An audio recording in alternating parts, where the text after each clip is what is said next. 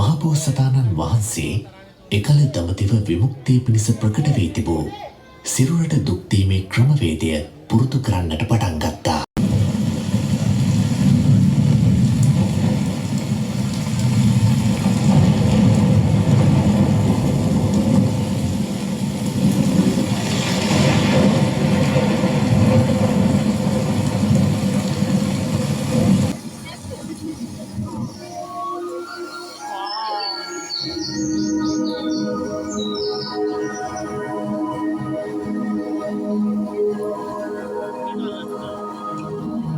ඉන්පසුව බෝසතාණන් වහන්සේ ආහාර ගැනීම ක්‍රමයෙන් අඩු කළා.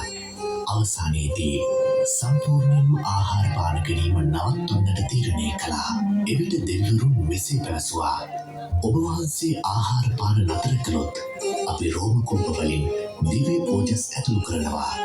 එවිට මහබෝසතාණන් වහන්සේ මෙසේ කල්පනා කළා: දෙවියන් එහෙම කළොත් මගේ අධිෂ්ඨානය බොරුවක් වෙනවා.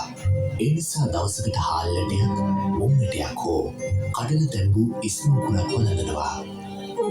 බෝසතාණන් වහන්සේ වසර 6ක් පුරා දුෂ්කර ක්‍රියා කළා.